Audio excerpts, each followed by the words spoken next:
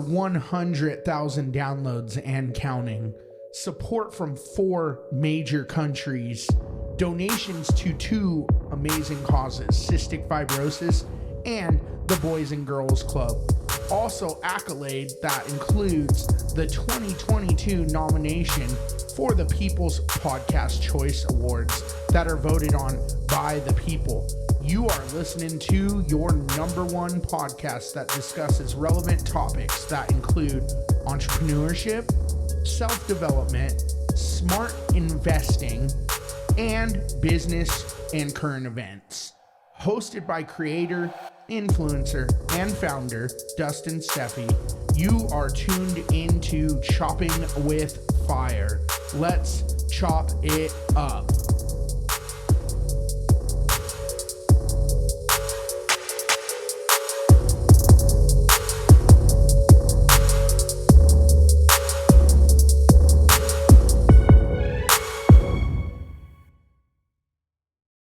Hello and welcome to another episode of Chopping with Fire. You are joined with your host today, Dustin Steffey, and I have an expert guest on that I'm really excited about. He is amazing. He has a great background. I am not going to ruin that at all because, well, it's just exciting. So without further ado, let me introduce on Alex. Alex, how are you doing today, buddy?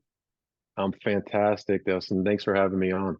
Thanks for coming on. As always, it's a blessing to have people that care enough to want to come on and help people. So, man, I like it. And yeah, thanks. You kind of set me up there with the intro on it, how exciting it is. So now I got to really pack it with some good stuff, man.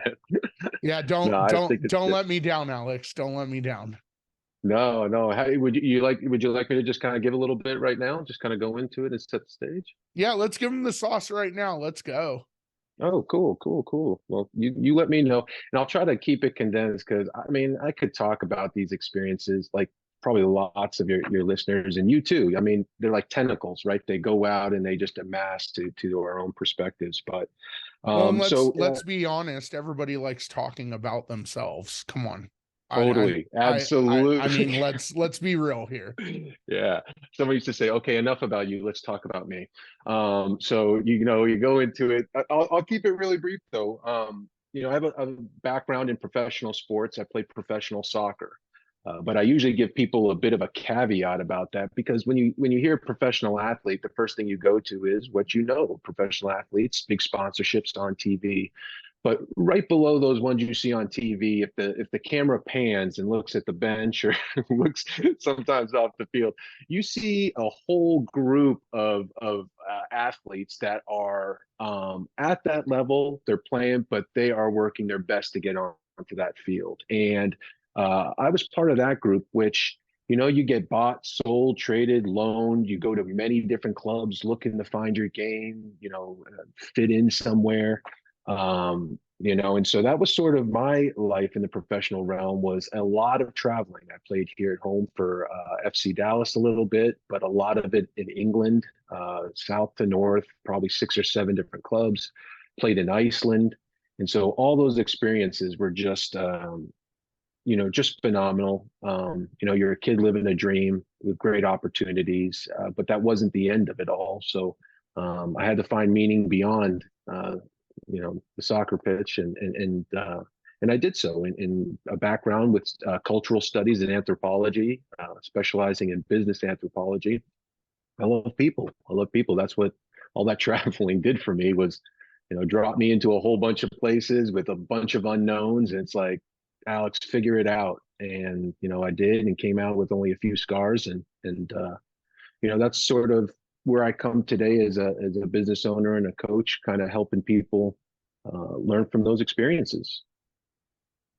So not to derail the conversation, because we have a pretty packed conversation today with your background and everything, but we've had a couple episodes about professional sports, college sports, high school sports, because everybody loves sports. And there is a business side to it. So the couple episodes we had were with respect to the transfer portal that they implemented for NCAA. Mm, and NIL deals. I don't know how those, yeah. much. Yeah, those ones. Those, I those, do those not know. NIL deals. Yeah, Yeah. yeah, yeah. I didn't have those when I was in college. You probably didn't have those Oh, either, but you probably have an opinion. What's your opinion on these NIL deals and all that yeah. stuff? Like for me, my opinion is like I get it. I understand. I think it adds a layer of noise. I also Hmm. think it adds a layer of getting off task of what the true meaning of playing in college is, because that's where you develop that discipline that you had in high school, Hmm. and you're more disciplined as an athlete in college to make it up into the professionals if you're that special 1%. But again, that's my opinion. What is your thoughts on these? Just like bare basic 30,000 foot view. Yeah. You're welcome, because there's some of us who did it the hard way and never had these sweet deals, and had to go through it. And kind of break through some of those things, and that happens generationally. I think when you expand outside of sometimes our own sport and our own sort of maybe our own sort of gender in the sport, and you look at them kind of really massive wide, there are some good arguments for why it's helpful to the growth of the game and the growth of others. But again, you spoke to it again. Yeah, back in my day, like, there were ways of getting you to play and getting you to come over and play for certain people. It was just, for black or better, it was all under the table. I mean, it just was done under the table. That's why. So it was always there, right? If people want you, or they want your skills, or they're going to find a way to do it. Again, this is a business. And also at the collegiate level, it is a business. Colleges are a business. Sports in college are a business. And this is the thing I tell players when I train them. And this is where you get the split from those players who are really good at select and really good in high school. When you step up into that next tier, you become an investment. And this is where a lot of people need to mature if they really want to get up into that next one. Is you become an investment. That means somebody's putting their time, effort, and resources into you. They're going to want something back for that. And there's a lot of people out there that are willing to do that. So, once you make that transition into seeing that it is a business, again, the reality of that relationship gives you the freedom within it and gets you to be able to have critical conversations. But I also see your side on it too. I mean, this is going to open some floodgates. It's going to let some bad people in. It's going to create possibly larger gaps in sort of skill sets and who can go to the next level. So I think it's like anything; it needs to be sort of policed and balanced. But I think as far as the athletes and players, the pendulum had swung too far the other way, and people were making a lot of money off these kids and a lot of money off these players, and not giving them equitable value back for it. I get the degree and I get all that. But if it's a degree and nothing they're going to do later on, or they just sort of skate through it, then what's the value? You know what I mean? That's what we see with anyone who goes to the next level. And I'm not talking about athlete for college, but any Yeah, man. individual that graduates from high school and goes into college and or a trade.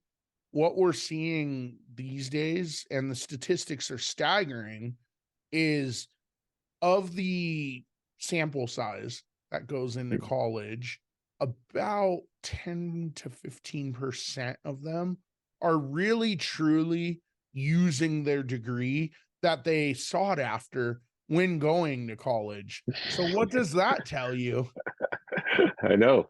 I mean, it's exactly the well, and that's where, when you really look at the books on, universities, education systems, and you look at where sports plays into it, it's a big chunk of what they do, economically, growth wise, on their sort of plans. And so, I mean, yeah, degrees. I was lucky. I took a year off before I went back and, got my degree, and I knew I had to do something. But the way I kind of positioned it was, you know, a lot of people are looking out there and sort of saying, well, what's the, they're trying to figure out what they want to do, and they don't spend enough time really reflecting on who they, get deep into themselves.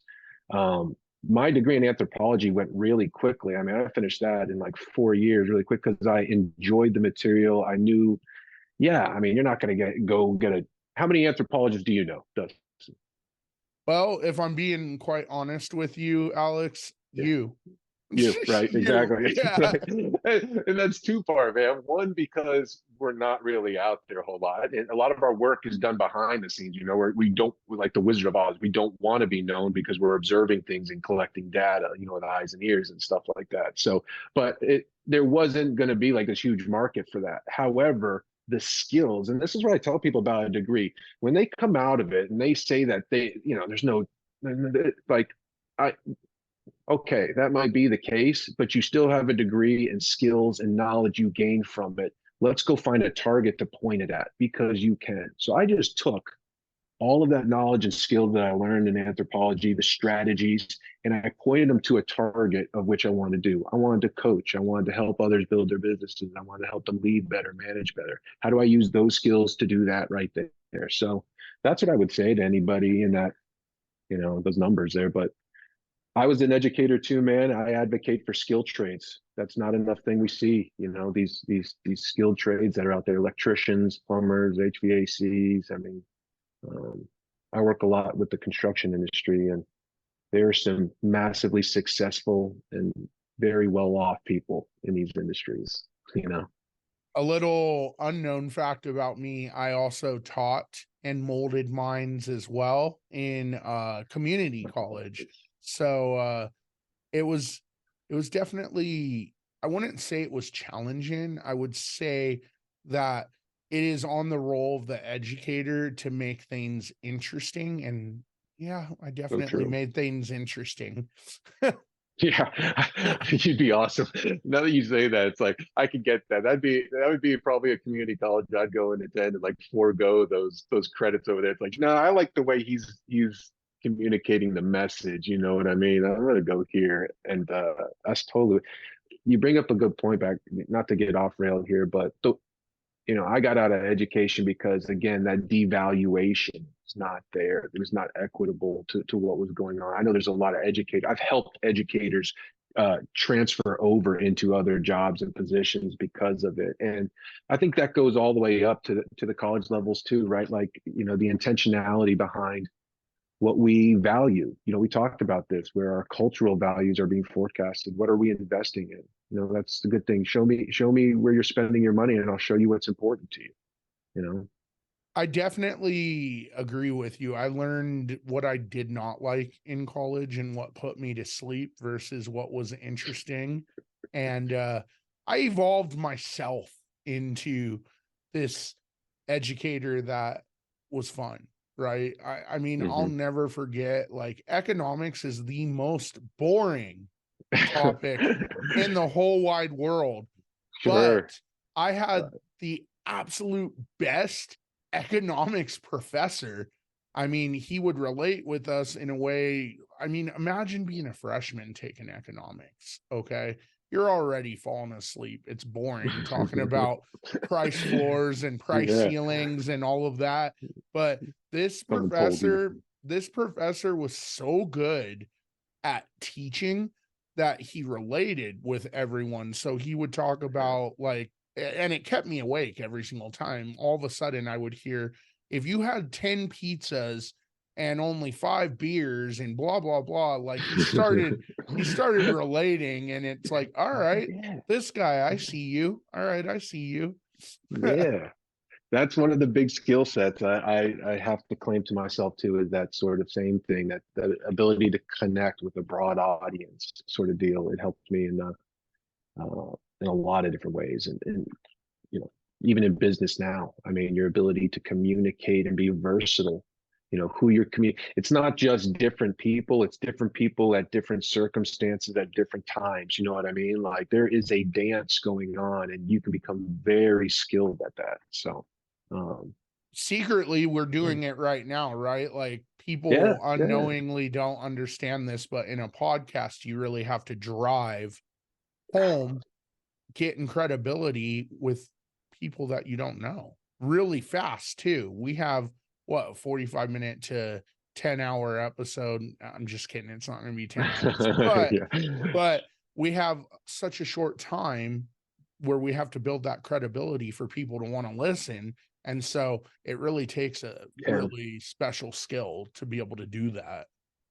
Well, you bring a great point there. I mean, that's, anybody I coach groups, sometimes sales leaders, you talk about when they go into a sales conversation, like you've got 15 seconds before that person forgets while you're there. So you better, don't put the value below when you're structuring what you want to say with. Bump that sucker all the way up to the top and tell them why they are here. And then you back it up with the data, right? So, I'm here to help people approach a very new and challenging direction we're all going to be facing with a skill set that they already have to them. That's like, wait, oh, okay, there you go. He already told us what he wanted, right? Like we have something already to us. And if we tap into this, we're going to be prepared for something that's challenging on the road. I'm listening, it's so you hit it right on there, And since you already let the cat out of the bag with a perfect segue, let's segue in to why you're really here. I mean, it's awesome that you were a professional athlete and all of that stuff,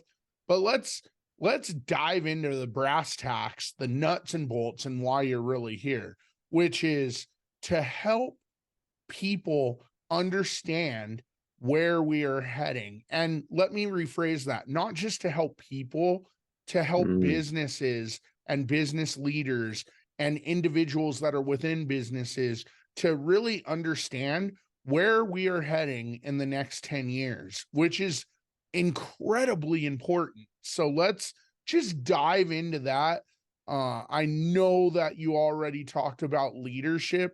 Let's kind of use that as the pivotal segue in, because leadership is the most important thing that we're going to be seeing a challenge in these next 10 years. And really just understanding how to run businesses in this new age diverse culture that we have.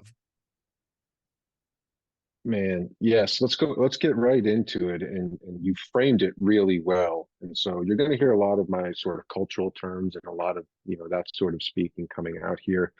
And what we're talking about today is sort of leadership, helping somebody turn themselves from an individual contributor into a contributor through others, if that makes sense. That's what we're talking about with leadership. That's my definition. There's a lot of unique ones, but basically you're a producer on your own. We need to replicate that and have you producing through others. That's what we're looking at leadership. So we're going to increase the value of business, essentially, correct? So instead of taking it for one person that's valued in the business, you want everybody to have that value and stock in the business to be able to make it run more efficiently, correct? Yeah, absolutely. That's the way it hits the bottom line, is that the top of the company has a sort of, it has a direction it wants to go, and it has those values, those behaviors on how to get there. The leaders are the ones stepping up, showing, the consistency in those behaviors that result in the success of the company. It's clear the company would want more success and continue. So you elevate the people, you see good things. But that does not mean the person you're elevating sees it in themselves. And we've seen that a lot, where people get promoted into a position based on the results, but they don't know how to lead other people, or they may not want to lead other people. So, we've got to look at our leaders in that sort of way. But what we talk about in leadership today can also be applied at micro and macro levels. I mean, that's just culturally how it works, right? That what we talk about on the individual level, the leader today, you can take those same principles and apply them to a team, so a group, or even an organization. So you can you want something that kind of breathes with you in this world. You don't want a lot of clunkiness.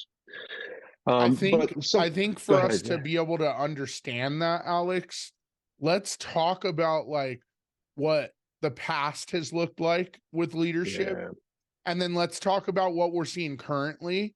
And then that can drive us to like where you and I want to head, which is the future state of where businesses are and what we need to do. I mean, there's so much we can talk about, right? But I think to really structure this and make this important for everyone that's listening, let's hit home with like, let's take a walk down Yeah. memory lane, Let's take, right? yeah, let's lay some Let's bricks. Let's put some bricks down. I got let's you. lay I the got, foundation, and then yeah. people, I think, will understand us better, because I think we're just giving the juice first before squeezing it, you know? Ah, sorry. Yeah, I could do that sometimes. That's my personality. Like I just like to get down to business. Like let's do this I thing. do But too. I'm I with do you. I'm too. with you Yeah. now. This Yeah. let's Yep. marinate a little bit. Yeah. Let's Yeah. build, all Yeah. right, here we go. All Here we right. go. All right. So if we look at sort of cultural values, we swing on this sort of pendulum. A lot of this work was done by Dr. Michael Drew and Roy Williams. And we swing from these cycles of we to me cycles every 40 years. And that's sort of just, we just recorrect, but we always bring it to a zenith where it gets its worst. And then we naturally self correct and we move in a different direction. So we use this pattern of sort of cultural forecasting to find out, okay, where are we? Where are we coming from? How does that make sense to where we are today? And with what we know today, how does that lead us into tomorrow? Right. So we're looking at it through those lenses. So we're coming up, we are currently in the zenith of what we call a we cycle. We're at the very top of it. And this is categorized versus an us versus them mentality. So it's a very sort of, and you could see if you track back 20 years prior, the buildup into this, right? Into finding your tribes, into finding your group, right? Into, this is what I stand for. And a lot of the marketing out there was telling you who they're not versus who they are, and it was building up and creating this. And so if you look today, people, this whole team and collaborate and everybody was coming together, the pandemic hit and we all kind of came together in a sort of way to get through all this sort of stuff. But you run that out, people get exhausted, things become disingenuous. They feel like things are getting forced on them, like they have no freedom. It's just do it this way, my way, or the highway. If you look around, you see a lot of it is you've got to make a binary choice, this or that. And people are really stuck in these ways. But fear not, we always self correct.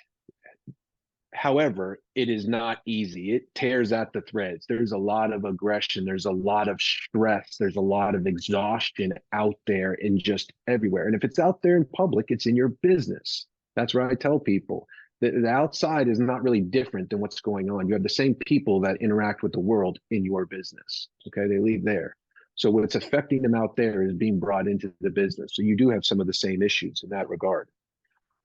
So we're at a very critical junction right now where we're getting ready to swing back down into this, into this area where it's actually going to be, I mean, in about 15 years, roughly about 15 years from right now, this country is going to be booming. Our culture is going to be booming. We're going to hit one of those unicorns and rainbows where everything is just awesome and great, getting along, and we are moving along. Innovation, all that sort of stuff. You can see spots of it now. We're kind of working towards it.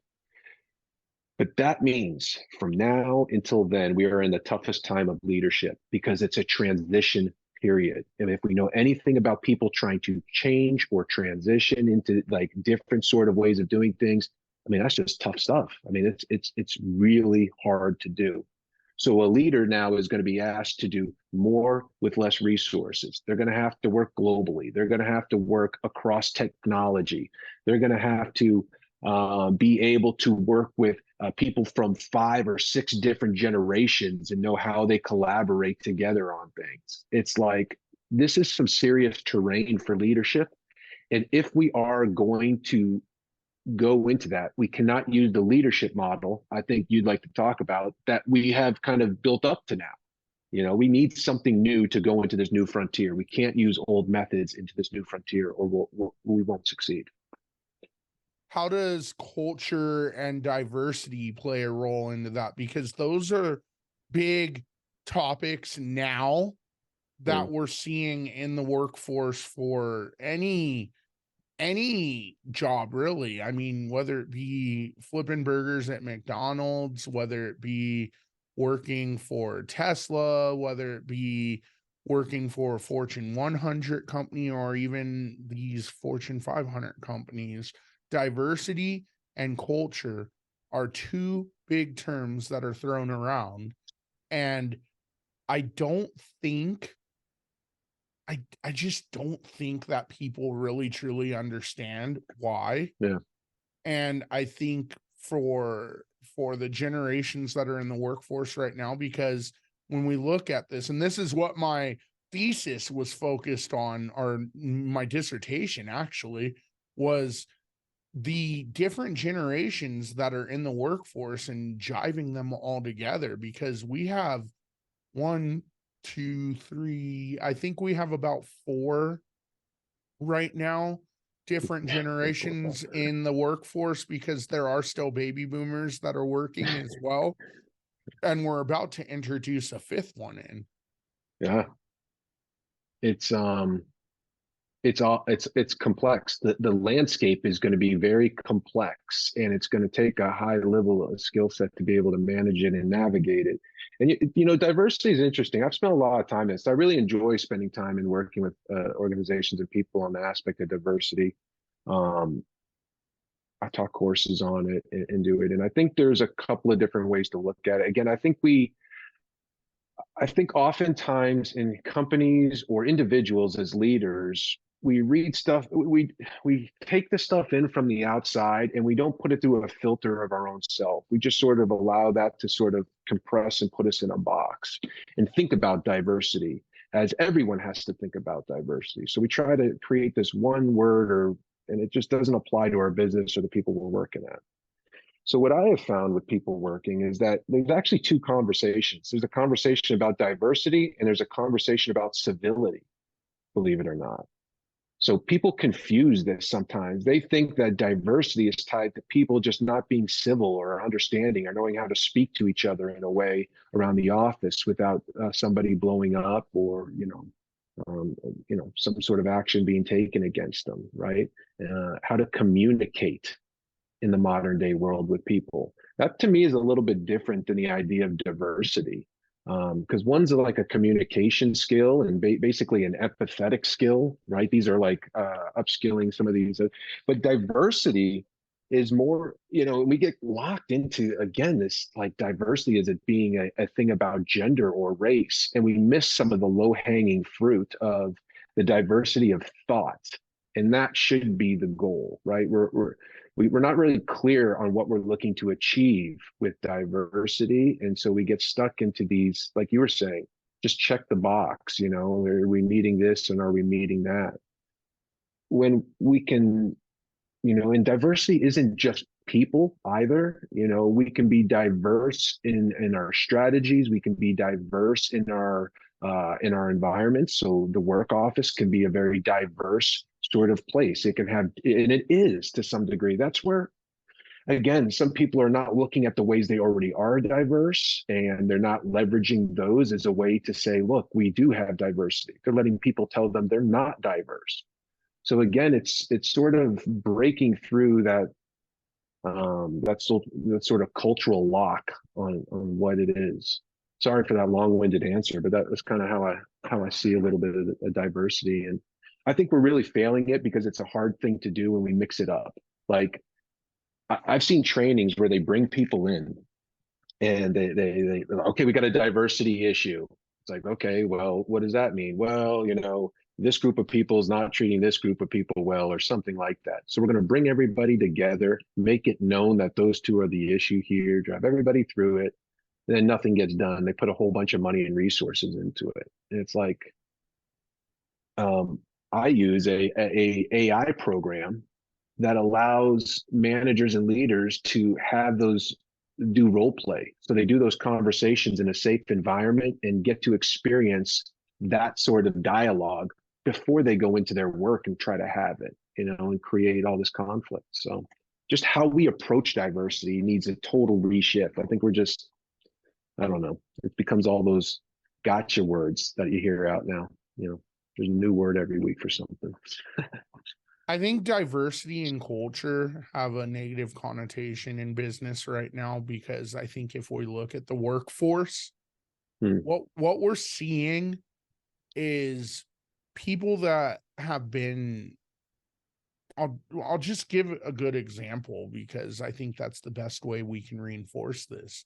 We're seeing people that are working for these Fortune 100, Fortune 500, or any job for that matter, that have been in the job, the role, their roles for a while. So Mm, we'll just give it an arbitrary number. So you have a person that's been in their role for 5-10 years, and then the companies are really sitting here and playing the diversity and culture card yeah. and bringing new people in, which I will make this sound better in a tiny second here. But basically, the perception that's being seen is we're bringing in like to check a box for diversity and culture. And then Yeah. these people that have been working for 5-10 years, they're being passed up for higher level roles to capitalize on their potential to make more money because these companies are checking a box. Now, here's the deal. I have no qualms on bringing in different people.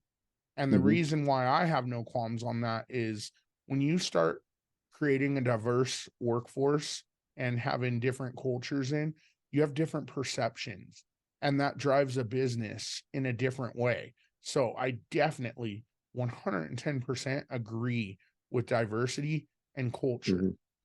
Where I disagree and where I have a concern and issue, as does probably 90% of the people that will be listening, right? Hmm. Is with the fact of promoting people just to check a Just to, box. yeah. Okay. And that is what we're seeing right now. We are in a time period right now where these business owners, these businesses, HR, whatever, whoever's in charge, are doing things to look good, to gain and attract more talent, but it's Yes. not necessarily the right decision. So we're in a day and age right now where we really need to pump the brakes and figure out what the most appropriate strategy is to run the business.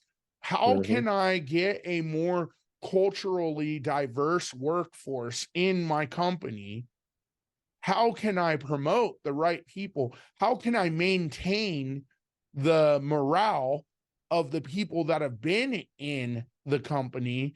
How do I retain and attract talent the right way? Because right now, I don't think we even know what the right way is. I think Yeah, we're I would agree with you there. running, yeah, I think we're running around, buddy, with our heads Yeah, cut off, trying to check totally. boxes to look good and gain awards. You see these companies getting awards like top company to work for, top diverse company, top like whatever. You know what I mean? Uh, But those Oh yeah, rewards it's are like what you and I were talking about within NIL. It's noise. It's noise. You're not doing the right things here. You gotta kind of pump the brakes and have yeah. an outline to like move forward, because you and I haven't even touched on it yet, but But future state of the business is going to change here like in the it, next 10 yeah, years. it already is. It already is, and the noise is very loud. If we don't have something to settle that noise, we're going to find ourselves on that hamster wheel with everybody else at the current time. And just to go back to what you were saying there, again, it's a lack of clarity around what people want. Starts at the top of the business. If diversity isn't added up there into some sort of value set where that's where they're assessing people and their things on from the macro level, then it doesn't trickle down. But then it's a prioritization, right? So your example you were sharing with that business, I mean, diversity should always be involved within your culture. Where you prioritize it says a lot about your business and your intentions, right? So again, if you're somebody within that company and you see that they're prioritizing that, ask yourself, why is the business and company doing that? Follow that trail and it'll be very clear to you what their motives are. And at that point, you have a clear understanding. I'll either continue down this path and know it, right? So it's better to know the devil, the devil you know is better than the one you don't. Or help a lot of people and say, we saw a lot of that in the pandemic and things coming out. People are like, enough of this, like I'm going to step away and go, go do this. I don't have to put up with that sort of stuff. You're not living it out this way. And that's great. I mean, it shook things up, but, it's a prioritize. It's, we talked about the us versus them, right? So when you do that, you get to tell people, see, we're not like them. We're not like them. It's not, here's what we are. It's here's who we're not. We're not somebody who doesn't invest in all walks of life. It's not, their marketing is all solely about their business growth. And that's fine. It's a business, right? But just know who you're working for, right? So you can't expect the top leadership in your business to really change a lot of times. Sometimes they are who they are, and I'm sorry, you just got to find out who you're working for. I hate to be that way sometimes with people, but honestly, when you are that direct, it sort of frees them up to be like, oh, okay, it's like unlocking something that was so simple, but yet the freedom just comes right with it because the reality is like right in front of you. So, well, and another thing we haven't touched base on, Alex, and I know this is going to probably be a little bit of your future state when we go into that here in a moment. Sure. The fact that we've evolved so much that we're kind of starting to see that when you're working for some of these big companies, it's not like 10, 20 years ago where your job role was that job role only and that's it. What we're starting to see now, and we've been seeing it for probably the better part of a decade, I would think, and you'll correct me if I'm wrong, but in my opinion, the better part of a decade is we're seeing individuals in companies that are doing multiple roles, but they're stuck at the same pay or whatever the case may be, because and this is the $1 million thing. If you guys haven't paid attention, it's because companies are trying to find ways to make more profit and more money. And so you're integrating different roles into one to be able to save on that labor cost to be able to drive the bottom line. And that's just business 101, folks. That's that economics class that I took right there. Yeah. I mean, that's the same point I made about even in the sports. You can see the parallel. It's not much different, right? To go up. I mean, it's in a way, it's a lot of it is you got to do your dues. It's a lot of it is pay to play to get up into that next echelon of it. And there is somebody else that is running the show. And you're an investment, and they're going to do their best to maximize that dollar as best as they can. And I work with a lot of businesses, whether they're small and medium sized, and a lot of big ones.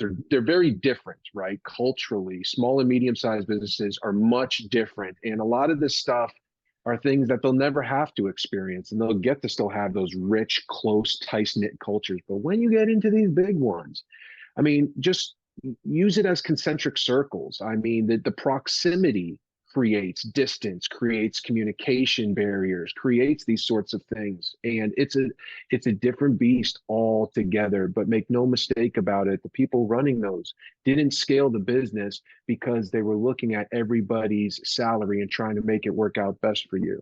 They weren't looking at the individual, they're looking at the collective. I think another thing that we also, just to reinforce this a little bit more, another thing that we have to look at is the fact that, like you said, these businesses are evolving with the times, right? But even more so, we need to be cognizant as a collective. And this goes from upper like shareholders all the way down to the entry level position in a company. We have to be better about tackling burnout because it is very real. It is a very real thing. And if you cannot tackle that, you're going to have an attrition that goes through the roof. It doesn't matter if you give money away. It doesn't matter if you have a million perks within the job. You could sell your soul and try to keep that person. But if you cannot tackle burnout, you are not, and I repeat this, you will not keep your people. And that right there is what I think we're heading into in the next 10 years. Is if we cannot tackle burnout, if we cannot tackle doing the right things by every employee, whether it be from the bottom all the way to the top, you are going to fail. You will fail as a business in these next 10 years. Yes, you nailed it right there. As people are saying, well, these guys are talking about it, but they're not giving me any light of hope for anything. And that, unfortunately, right? Like this is what changes businesses and changes people, is when they hit the bottom. When a business owner is not going to change their method unless they're smacked in the face with a downslope in retention, a downslope in profits, productivity. That comes when burnout comes, and they look back and they say, "Oh my, well, why is everybody burnt?" You're asking them to do 5 jobs and you let go of 3 people. Like, did you think this was going to run? So right there, you gave them, and maybe the segue into sort of our big point here, what I would like to give back to your listeners and people as far as where we're headed, is a solution for this phase of burnout. I think we're already in it. It's going to get exacerbated beyond belief. And this trickles and has a massive impact on our society, just in general, right? Like, we're connected now globally. You have speakers from Australia to Canada to the United Kingdom and everywhere. Like, we're past the day and age where our actions and sort of those things don't ripple effect eventually. Just because we don't see them tomorrow, it doesn't mean they don't happen. And so what I wanted to do with the sort of the business athlete methodology was tackle burnout. And what we do as athletes is the strategies of energy management, and really understanding that the leader, for you to lead, forget leading others, lead yourself in this next 10 years. If you can lead yourself, you can lead others. I'll be 100% honest with you. The problem is people want to go lead others before they lead themselves. So I'm talking to you, the person, the individual here. If you want to lead yourself in this next 10 years, we have to go beyond the neck up version of leadership. That means thinking, psychology, behavioral analysis. These are all great, useful tools. Don't get me wrong. I have them all. I've got degrees in all of them, certifications in all of them. I'm going to use them. Problem is, going forward, we have to really integrate the rest of the body and the spirit. We have to be a holistic leader. And this is where sports can help us with the strategies and the tools and the practices to manage our physical, emotional, mental, and spiritual energies that allow us to produce and be the leaders that are sustainable. I think the other thing that we have to look at, and you hit the nail on the head, is burnout leads to these morale issues that these companies are having. And you and I aren't stupid to that at all, right? For lack of better terms. Shoot. I mean, has anybody ever been hangry?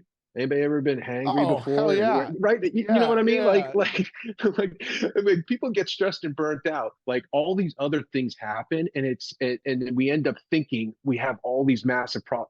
The person is stressed beyond their belief. You fix that, you fix all those other things. Like, come on, you got to see this. The funniest thing to me, honestly, and this is, you're gonna laugh too, probably, is the biggest resource that's overplayed is, oh, we have a EAP, employee assistance programs, to help you out. We have 6 free counseling sessions and this and that. And it's like, I get it. I understand. Thank you for the resource. Thank you for allowing me that resource for if and when I need it. But that's not the point. So really what you're doing is pawning it off to someone else instead of addressing the issue. It's a continued and they're issue. Smart. Employees are smart. They see that exactly. Yeah. Quit playing the EAP tune and start looking into the business to make Yeah. it where your employees are happy. Because here's the way I see it. Here's the trend. You have people that are working 5 jobs in one. That leads to morale decline. You're bringing in different people, which I'm all for culture and diversity, but you're promoting them on purpose to check a box.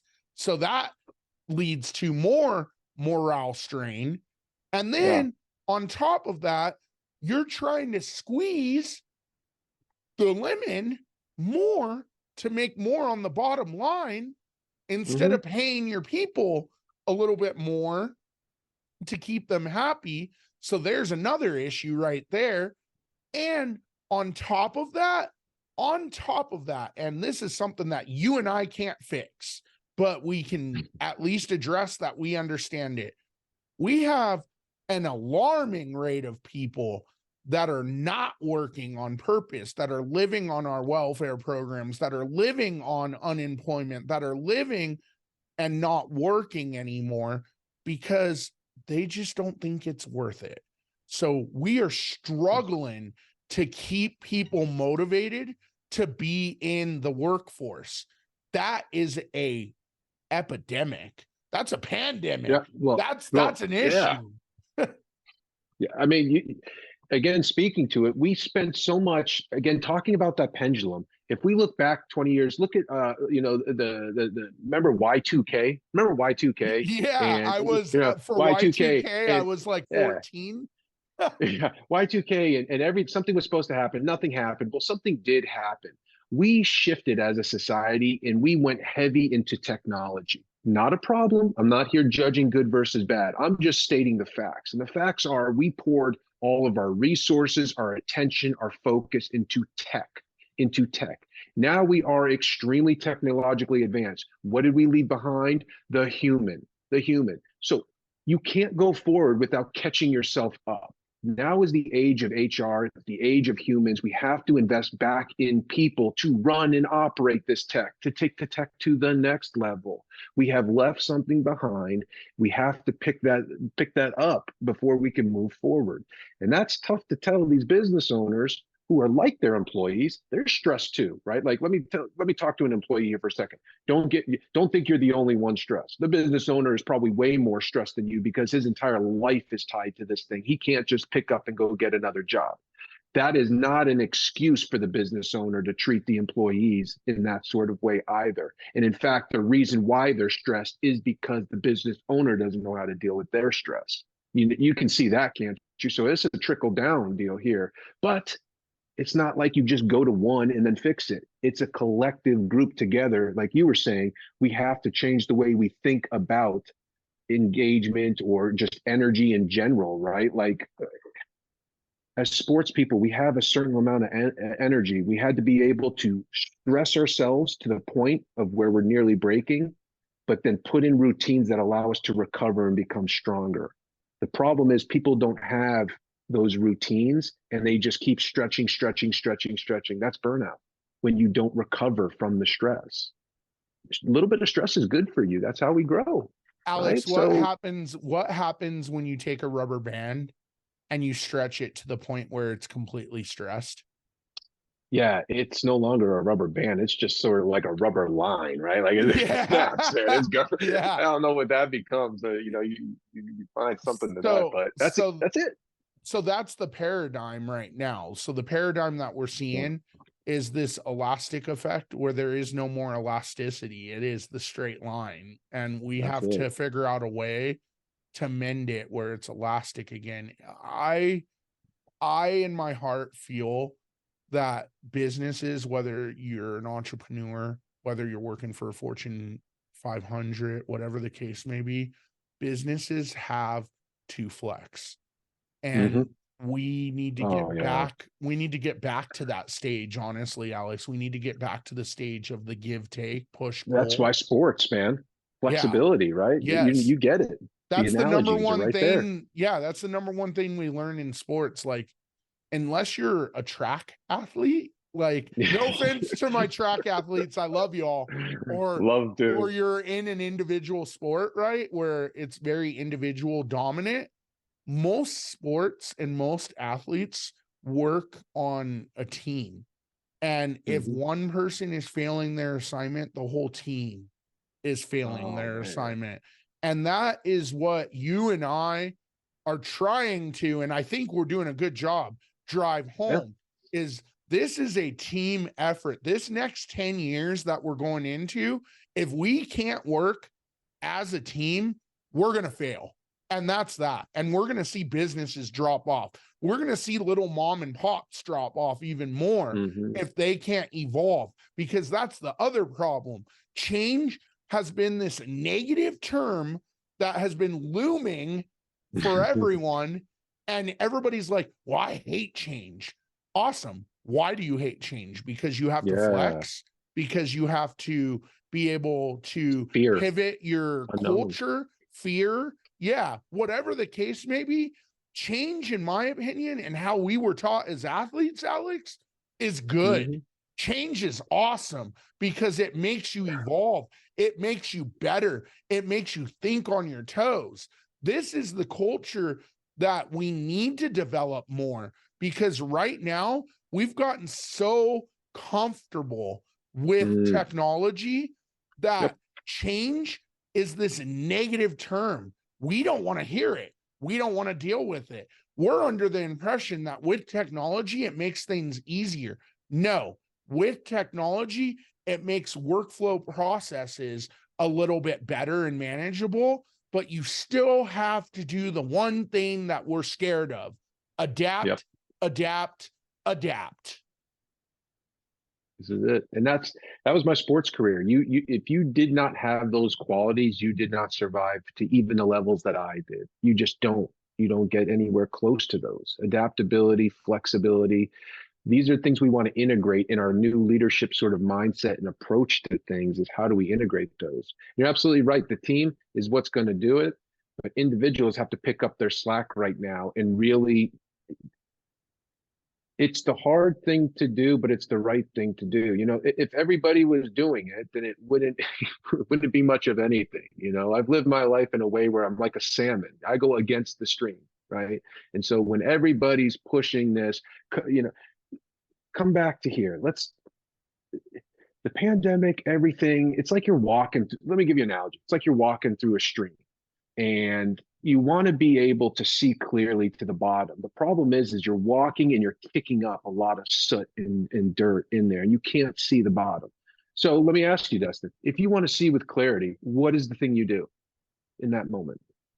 You got to learn to adapt in that moment. You got to learn to pivot, and you have to learn to kind of do something different that you've never There done you go. before. Do something different. Stop and let the soot go down for a minute so you can see which way to pivot and adapt and go clearly. The problem is we're trying to pivot and adapt without resetting for a second here and understand that we are all stressed. We are all frustrated. We are all very sort of in this mode of change. And there's lots of stuff going on. Get yourself a life raft here and just breathe for a second. I promise you, if you get out of your own way, the path presents itself. We're Okay. going So, too fast, like you're saying. We're going too yeah, fast, and we need to pump the brakes for a second at least to be able to come up with a better solution, in my and opinion. And yeah, and it's furthermore, not taking, just on a sidebar for you, Alex, I don't think of you as a salmon. You're probably the shark. Okay, just so you know, just throwing that out there. I like that. I like that. In some ways, yeah, some ways I definitely would see that. And I just want to be clear back to your the kind of point you were saying there in it too. When we talk about slowing down here, it's not taking your eye off the ball. It's not refocusing or it's just, again, don't add more onto things right now. Oh, what can I do? What's getting in your way? Remove the obstacles. And when you start investing in some things like, I mean, you see it now, the neuroscience that's coming out. I have a certification with MIT in neuroscience. I mean, it's phenomenal stuff that we're learning about the integration of our body, our gut, and how that responds to our levels of energies and decision making and our ability to focus. It's like we have, again, we create all this technology, but we forget the source that made it all, right? Like, when are you going to read the manual to your own technology? When are you going to read the manual to this, into this, to the heart and mind and soul? Like, read that, and you'll know how to move and twist it in ways that you never knew how to do before. It's funny that you mentioned that, and this is just way out in the weeds, which you may or may not agree, but we look at life expectancy. I know we're talking about life now and mortality. No, that's good. It's so crazy. Let's go. Let's go. Like what I'm trying to reinforce is we look at life expectancy, right? We've had all these technological advances to increase life expectancy, but we still have hindrances on life expectancy. Because what is the number one killer of people right now? It's fucking stress. And so we're doing so good. Yeah. You want a box to check? You can check that box. I'll tell you that, Yeah. We're doing so good at advancing technology as far as like life expectancy and stuff. However, we're still hindering ourselves. We're in our own ways still to be able to live longer. And we're creating so many issues where people are like, well, I don't want to live longer. What happens 10 years from now? Like, I'm like, good. Damn you. Yeah. I was on my way out. Yeah, I had 5 years left on this, and then I was out on good behavior, and you come in here and bring me 20 more. All right. Yeah. People are like, yeah, I'm good, dude. Can you just revert that back? Just cut the line now. Well, we added, quantity, not quality. Like, we extended the number of years, but we left behind what to do in them, like how to actually make each one of those years valuable. Like, so you get that. And that's what we're talking about, leadership into this sort of, in business and just people going into it is, right there is like, we've got to invest in the quality of the lives we're living here, and spend some time in doing it, and quit thinking that it's, we get this a lot. What's the difference? People see themselves and companies see the investment in people as a cost, not an investment. And until they make that shift, nothing will change. When you start seeing your people as an investment, and you talk to that's why I used to like the term human capital. And people are like, oh, that's so wrong to, view people as capital. I'm saying, why are we getting into semantics here? Are we not understanding the way this thing actually works? It's very simple. It's very simple how it works here. And we make a mess of it, and we create all this conflict over nothing. Okay. I like when people view me as investment, because I got value, and I'm going to make sure I get that value, and I'm going to protect that value, and I'm going to make sure that there's give and take here. So I see myself as valuable. Great. So. I mean, as a man growing up, a boy grown up into a man, I guess I should say, the biggest thing that was reinforced was you're only as valuable and as good as your stock. And what I'm trying to say is that what you just said hit home for me, because as a man, I want to have value. And I'm not saying women don't. So for my women listeners, I know you all, I love you. Yeah, I didn't all. take you like that. Yeah. You could, yeah. But what I'm saying for me personally, as a man, I want my value to be so high. I want my worth to be up as far as I can, because it gives me the one key word that I think solidifies all of this: purpose. Yeah, there you go. I mean,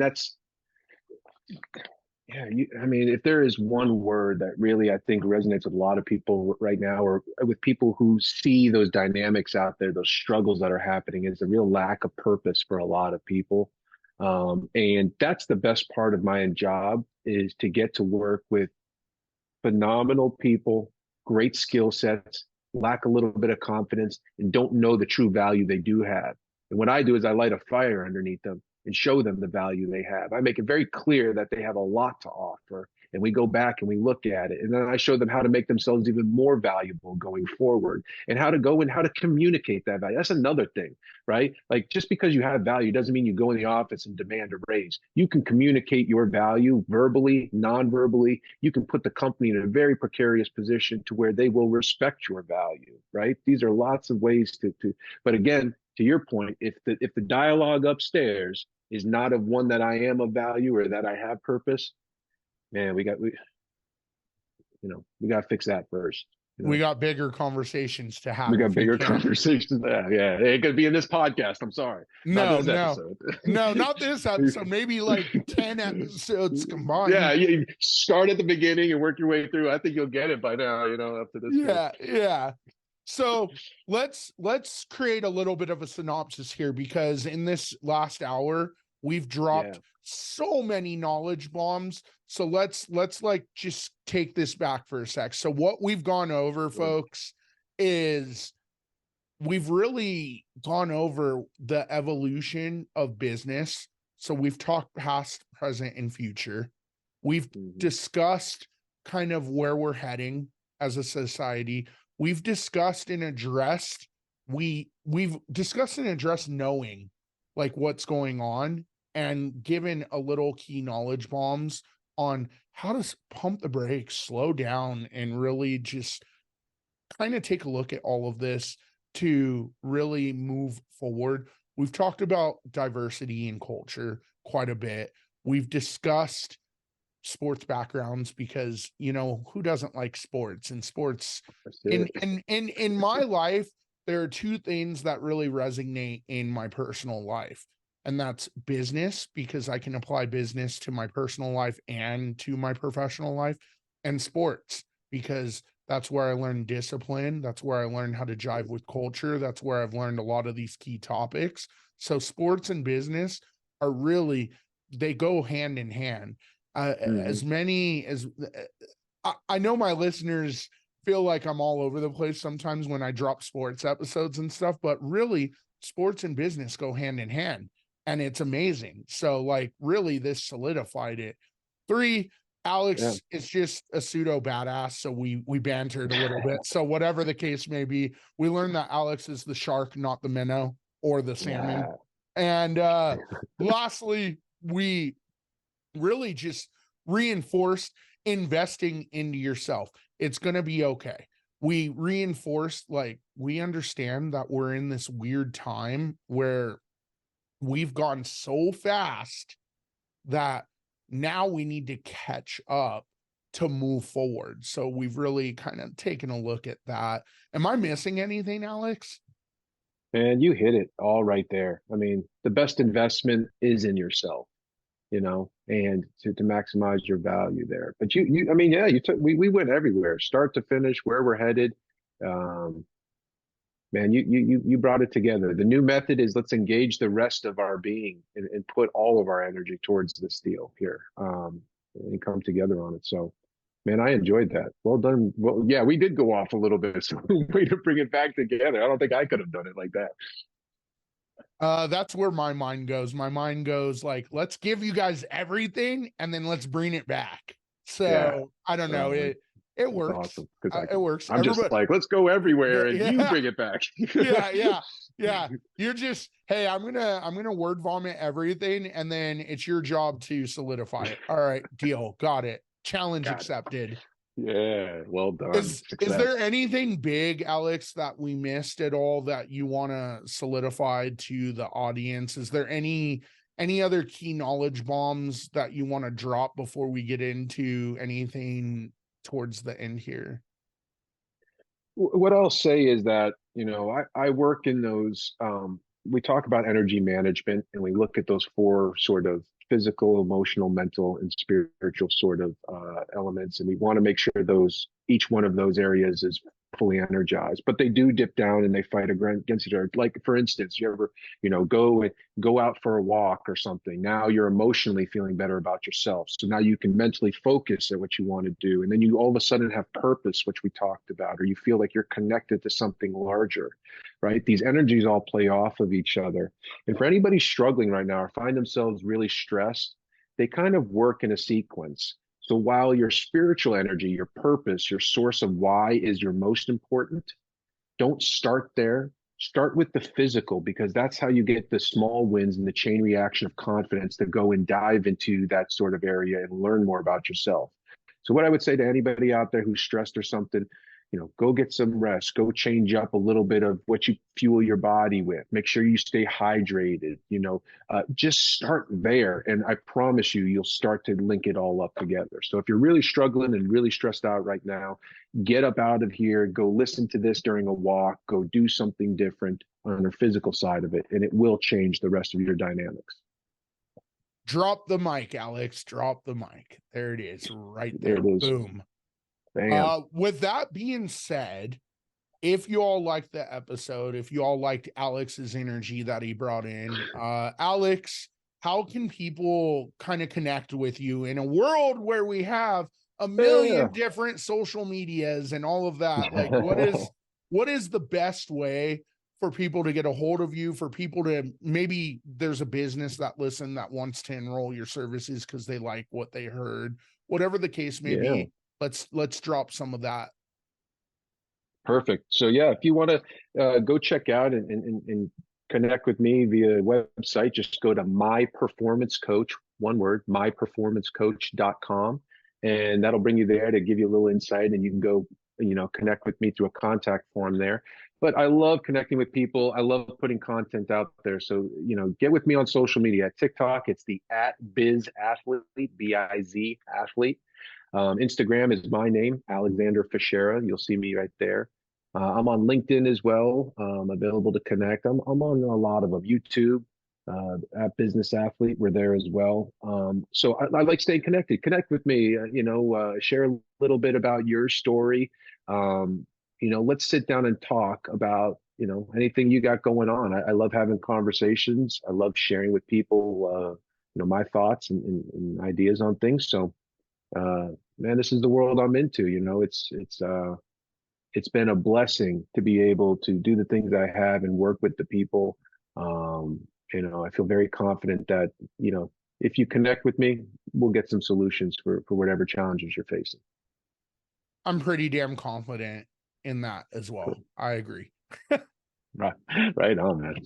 Well, Alex, I wanted to extend thanks to you for coming on, for having fun, for navigating my crazy. So I appreciate it. Now, this is one of the better podcasts I've been able to do on it. I mean, believe it or not, some of them get a little stuffy, and I'm more of a conversational, so I have to adapt for those ones. This for me was more natural. Like let's talk. Can we just sit down and talk? Yeah. Listen, I'm evolving too, right? So, I mean, we said it earlier, like in a world where you have instant gratification, in a world where you have millions of options, how do you separate yourself out from those millions of options? And that's kind of my thing, right? Like I don't like boring, and I'm not boring. Let's be real here. So yeah, exactly. Like, you're not boring. So this should not be boring. No, this should be fun. So yeah, it was. Anyway, I just wanted to say thank you for coming on. I'm sure I'm speaking not only for myself, but for my listeners as well. Thank you. We appreciate you guys. If you haven't done so already, make sure you drop Alex a line. I will have his website, and when we talk, I will have his personal socials in the episode description, so you guys can definitely connect with him. I think he has one last thing that he wants to add. I was just going to say, I put this all into a book, The Business Athlete, on Amazon. So if they want a book that helps them get off the ground and helps them design their own energy management plan, go there and check that out, man. And for my listeners that know me better, like, the best way to upskill yourself is to read a book. And so get his book, guys. Come on. That's it. Help the starving author out. Yeah, exactly. Yeah, exactly. This is gonna blow me up. Come on, y'all. No, we will put the book in the episode description as well, guys. I'll do a direct link to the Amazon, so please check it out. Unfortunately, I have not checked it out yet, so that's another one I have to add to my Kindle collection so I can read I it got you. because, yeah, I got you. yeah. So thank you, Alex. Thank you to my listeners. Thank you to my sponsors. I appreciate you all. I appreciate you allowing this crazy man to continue his podcast. So thank you, and that is a wrap. Thank you for listening to Chopping with Fire. If you guys like what you heard, please head on over to your favorite social media platform and subscribe to our pages. If you can, please drop us a comment, like, subscribe, and furthermore, head on over to your favorite podcast platform and leave us a 5-star review. Again, thank you for that. We enjoy our listeners and we definitely enjoy communicating with them. Lastly, we're in a special month right now where we are up for getting nominations for Best Business Podcast. If you can head on over to the episode description, we have a link there where you can go and vote for your favorite podcasts under categories such as business, comedy, shorts, etc. We are going for the Best Business Podcast, so head on over to the business section and vote for Chopping with Fire. Again, thank you for listening to Chopping with Fire. We thoroughly appreciate you.